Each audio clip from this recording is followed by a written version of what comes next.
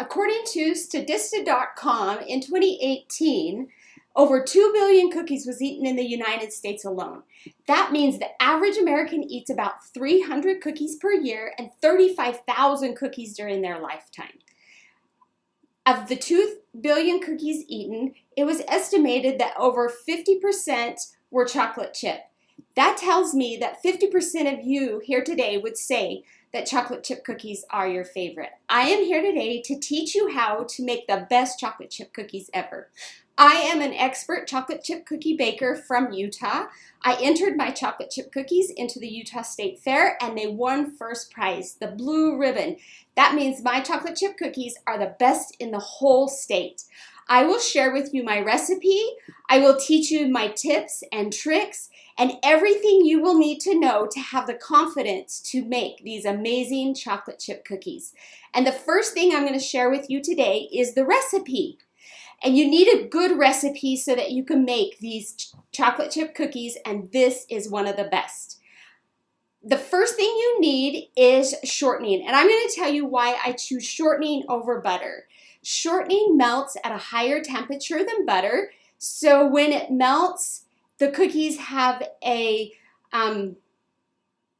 chewy texture in the middle with a crispy on the outside.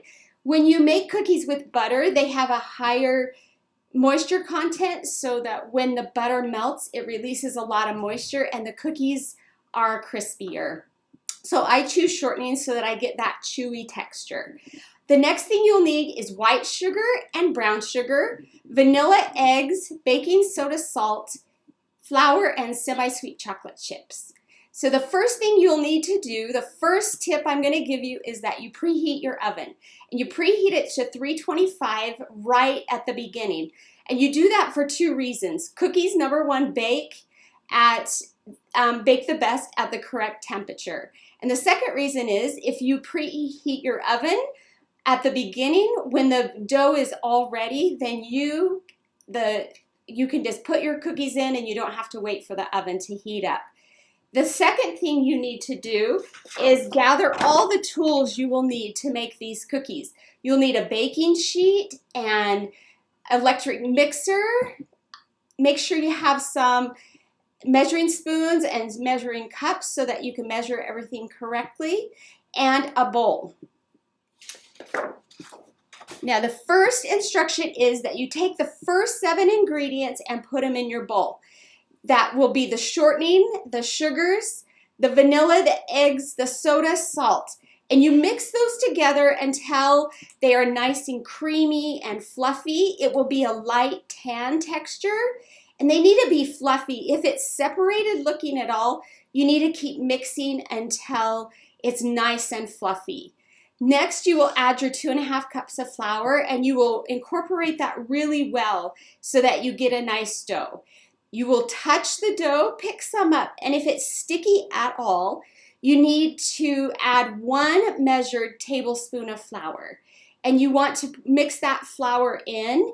Now, why you might need to add more flour is because flour has different moisture content.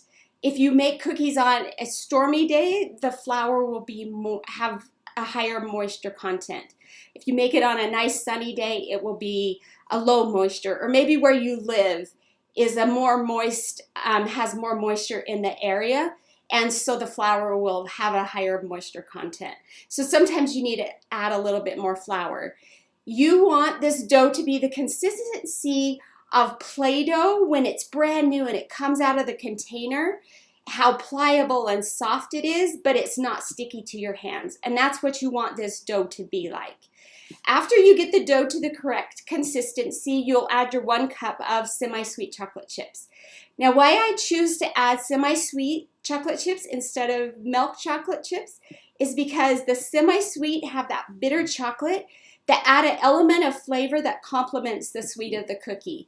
Adding just regular chocolate chips will just add more sweetness to the cookie. Next, you will take the dough and you will roll it into a ball.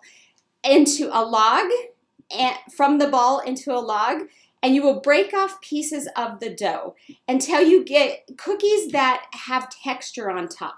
And the reason I don't roll them into balls is because when you bake them, you will just have a flat cookie, and that it will just bake with one layer of brown.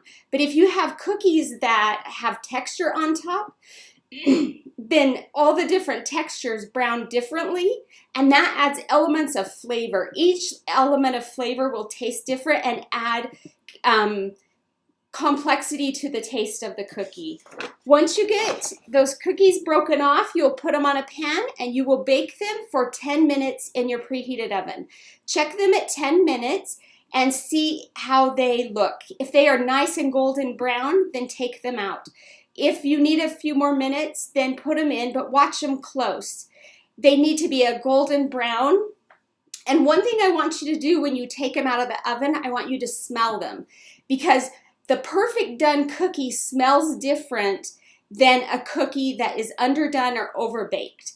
And I want you to start memorizing that smell so that as you bake these over and over, you can memorize what they smell like and know the smell of that perfectly done cookie. When the cookies are done, you will have a plate full of amazing, yummy cookies that look like this. You can see the texture on the cookies. You can see how the higher texture brown deeper than the shorter textures, and that just adds that yummy element to these cookies.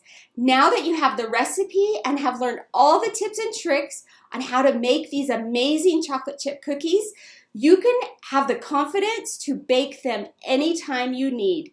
Thanks for listening.